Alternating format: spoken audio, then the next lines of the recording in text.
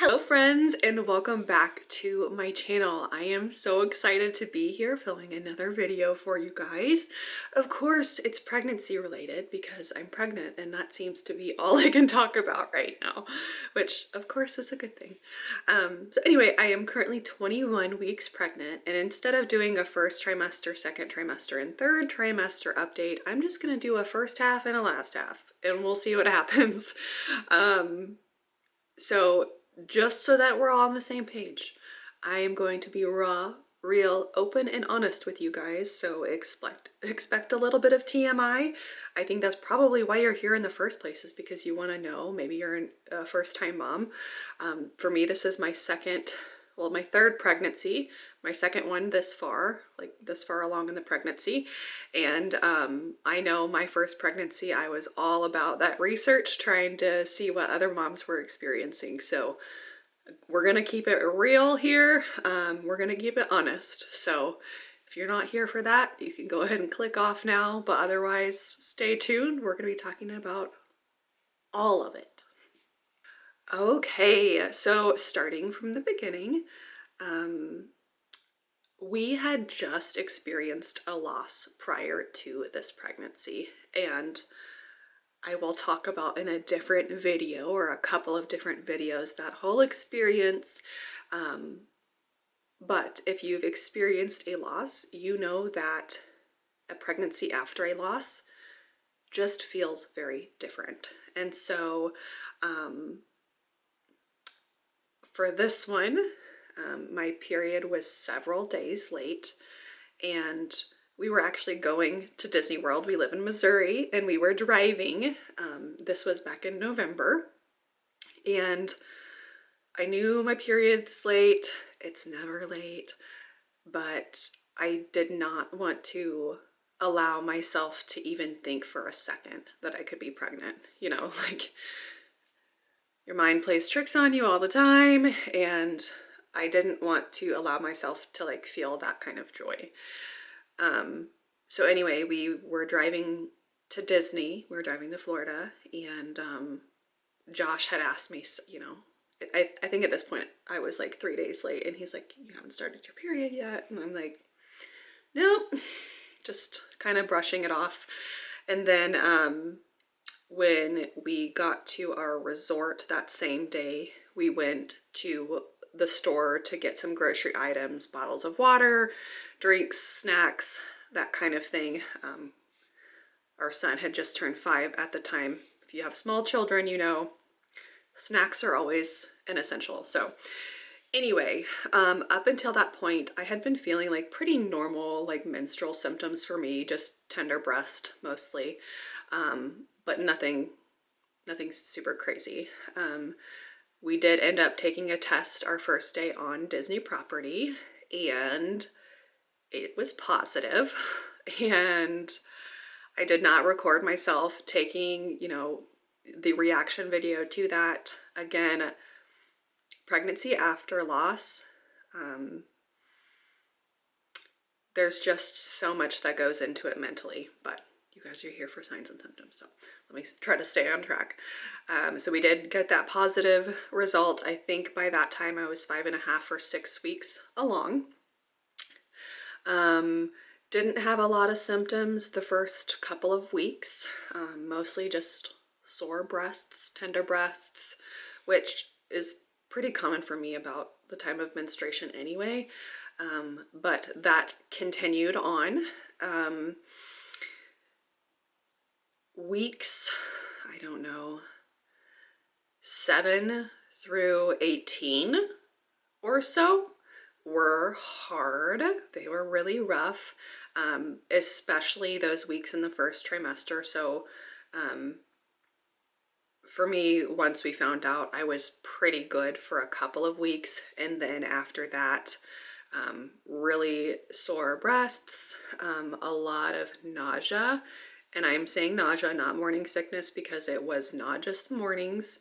And a new thing for me was just like the fatigue and also the vomiting. So with my first pregnancy, my son, weeks 5 through 11, I was nauseous but I only threw up a couple of times and I don't remember it being that bad.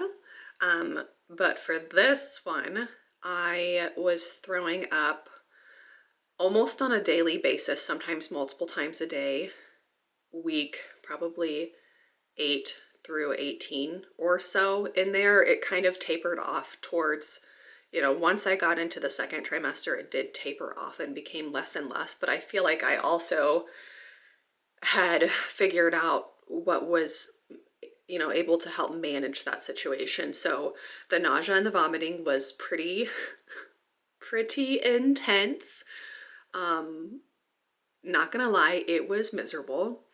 I work a full-time job Monday through Friday, 8 to 4:30, which, not complaining about that. That's totally fine. But once I would come home from work, especially in that first trimester, I would have to lie down because I was so nauseous at that point.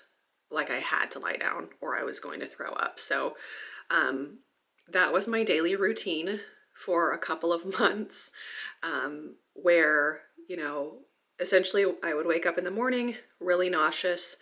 I would throw up most of the time in the morning, which was not great because, we're both working parents. We've got to get ourselves ready. We've got to get our 5-year-old ready. We got to get him off to school, and then get ourselves to work.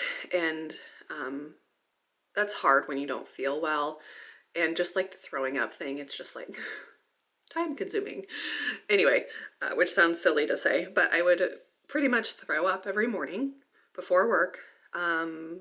Try to choke down something, but I really didn't have much of an appetite that first trimester, and that's not like me at all. I love to eat normally. And then I was lucky in the sense that like most of the day at work, I think it's a mindset thing as well. Like when I'm physically at work, like my body just like knows, like, get it together. But I would be okay for most of the morning, and then lunch, afternoon time, I would start to get kind of nauseous. I couldn't eat a lot just because it made me sick. It made me sick. I know the smell of like cooking meat was like gag worthy. I really didn't want to eat hardly anything. I tried to snack on like crackers and that kind of thing, but nothing really helped. So that was my life for 2 months. And then when I would go home from work, I would have to lie down in bed because at that point I was so nauseous and exhausted. I needed to lie down because that made me feel a little bit better. And then me being my personality type, like I like to stay busy. So what would sometimes happen is I would lay down for a little while and start to feel a little bit better and think to myself, oh, well, I need to do something productive. Like, let me go put the dishes away. And so I would usually, attempt to do that, and then it would make me sick. So then I would go throw up. So it's just, that was about 2 months of my life daily. It was pretty rough. But let me tell you one thing that helped, because I think we need some positive here. None of the like recommended like snacking on crackers or like drinking, like staying hydrated, or I couldn't keep much down anyway. So like none of that stuff helped. The one thing that helped were the Unisom sleep tablets. And the first time I took it, I took half a tablet, and it, obviously it's a sleep tablet. So the goal is to make you sleepy. So you would take it before bed, and then it's supposed to help with nausea as well. So I started taking those. I took those for a couple of days, but they made me so drowsy the next morning, and I have to get up and like perform at my job. Perform in the sense of like I have to be able to have conversations with people. I have to be able to teach my team. Like there's obviously a lot of moving pieces there, but it was making me so drowsy, like I couldn't function. And so I stopped taking them, and the small amount of relief I had gotten while taking them, for me, was worth it as opposed to like being tired all the time. So I continued taking them again. I started out with just half a pill, and they're really small pills anyway. And then I kind of worked my way up to one full pill. So I was taking those at like 7 p.m. every night. And they really did help with the nausea, I think. It was still there for sure, but I wasn't throwing up as much once I like consistently got those on a pattern, and got those kind of in my system. The only downside, of course, is that they make you very groggy, very hard to wake up, get out of bed the next morning. And it just took my brain a lot longer to wake up for the day. But again, I felt like it was worth it to do that. So that was my first trimester, and let's see, up until like week 18, I was having to take those. So this one lasted a little bit longer than my first, as far as the nausea, and the intensity was also kind of crazy. So those were some things I experienced. And then this pregnancy, I've got to experience new things. So one of the first things that appeared almost right out of the gate were night sweats. And I don't remember if I had them with my son or not, but I remember the pregnancy previous to this one that ended up resulting in a loss. I remember that was one of my first signs that I was pregnant, was that I was having the night sweats. And so hormonal changes, etc. I have been experiencing some crazy night sweats, especially in that first trimester when you're going through a lot of hormonal changes. Second trimester, it's kind of tapered off a little bit, but they're still there. So night sweats, really, really crazy, vivid dreams have been a staple this pregnancy. A couple of other things, I have gotten to experience some hot flashes now. The first time I had one was, it was several weeks ago at this point. I think I was maybe like 15 weeks pregnant. And I thought I was dying because I was cooking dinner for Grayson, my son, and I was cold before, so I was wearing like a sweater over my tank top. And I was cooking, I was almost done cooking, and then all of a sudden I'm just like really feeling warm, kind of feeling dizzy. And Josh got home at the time. I know I had taken my like sweater off, and I was like leaning over the counter at that point, like doing some deep breathing. And I just started to get hotter and hotter and hotter, and I thought I was getting sick with the flu or something because it's been going around. Started sweating pretty profusely. My heart was racing, really nauseous. I thought I was going to pass out. So I had Josh finish up making the food, and I went to lie down. And after doing some research, hot flash. So that's been happening kind of at random. I've had it happen at work one time. It's pretty embarrassing. And then I think last week or the week before, I got another one. So that's been a very interesting occurrence for me. Holy cow. Just something to look forward to when I go through menopause at some point. So those hot flashes. So that's been an experience. I am also, and this is just something that's just started, I would say at like 20 weeks, heartburn. So I did have heartburn with my first pregnancy with Grayson, but it didn't really start until the third trimester, and I only remember it being bad in the third trimester. So 20 weeks along, already getting heartburn, which is, if you've had heartburn, you know it's awful. It's the worst. So getting to experience that as well. And then I also have been feeling a lot of pelvic girdle pain and just like more pressure in general. And so like looking back onto my first pregnancy, I didn't have that with my son again until I was in my third trimester. It's like I'm getting up from laying down in bed, and it's like I'm kind of having to like limp for a minute for that to kind of calm down, or like, kind of bend over until it kind of calms down. I did have my anatomy scan yesterday, and I did find out that I have a partial placenta previa, which essentially means that Part of my placenta is blocking part of the cervix.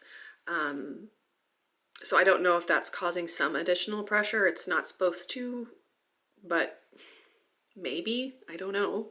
Could be something to do with it. But that partial placenta previa I found out yesterday, and essentially it's a partial, which means it's, again, only partially obstructed, and hopefully as my uterus expands and everything kind of grows, it will shift out of the way, because that's how the baby gets out of my body. If it does not, it would result in a C-section, which I'm very much at peace with that. As long as my baby is healthy, I really don't care how she comes into the world. I just want her to be healthy and safe. So I am considered high risk now. I will get ultrasounds every 4 weeks to monitor that condition, and then I'm limited on like what activities I can do. But that's okay. Again, I've done a lot of research, I think like most of us would in this situation, and my doctor's not super concerned. He's very chill. But of course I did my own research, freaked myself out a little bit. But I think the big picture here is that as long as she is healthy, that's really all that matters. I just want to be able to carry her to term, and I want her to be born healthy. And so however she has to arrive, as long as she's healthy and to term, that's really all I can ask for. As far as risks associated with the placenta previa, obviously it's a partial, so there's going to be less risks associated with that than like a full previa. Bleeding is kind of a big risk, but I'm going to do everything I can to just kind of take it easy. And my first pregnancy worked out relatively often, but I can't do any heavy lifting now, so I'm just being at peace with, pregnancy is pregnancy. It's just a small portion of time. And I will be able to work on my physical body, after she's born, and that's okay. I'm still going to attempt to do like some light walking and that kind of thing to keep my heart healthy, for that labor and delivery, depending on what that looks like. But anyway, so that's another thing. What else? A couple of things. I know that seems like a lot, and it is a lot. This has been a very different experience for me than my first pregnancy with my son. I really loved being pregnant with my son. And this pregnancy has been kind of awful, to be honest. But at the end of the day, I get my beautiful baby, and that's all that matters. So it's completely and totally worth it, 100%. But it's just been a very different experience than my first. I've also, let's see, I'm not as hungry yet. I don't really remember when that kind of kicked in with my son, but I'm normally a big foodie. I love to eat. I never miss a meal. You've heard my experience with the first trimester and kind of leading into the second trimester, but I think at this point the nausea subsided, which is fantastic. But I'm still not like super hungry. I have a hard time eating like normal portions because it feels so tight in my stomach area. Haven't gained any weight yet, which the doctor was kind of concerned about, but I've explained to him I was sick up until 18 weeks. I was throwing up until 18 weeks. I didn't lose a lot of weight. That first trimester, I think I lost a few pounds, 5 pounds maybe. But as a whole, I haven't gained anything yet. But of course that will come. I'm excited to be able to eat again. What else? I don't know. I'm trying to think of anything else like physically. I think more of the physical stuff as far as like growth and swelling and the heartburn stuff is usually something that happens later. I'll do all of that kind of stuff in the last half of my pregnancy update. So I think that's pretty much it. 21 weeks pregnant today. Baby is healthy so far. I guess I should have mentioned that from my anatomy scan yesterday. She's very healthy. She's right on track. She was moving like a little worm in there, wiggling around just like her brother was before her, kicking the whole time. She's kicking enough where like I can feel it, and then we can actually feel it on the outside too.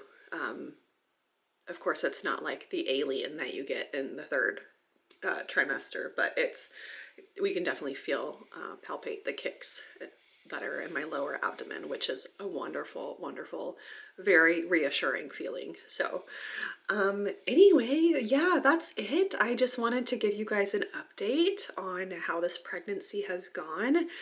All of the things that I've experienced, very, very different from my first pregnancy. Very different.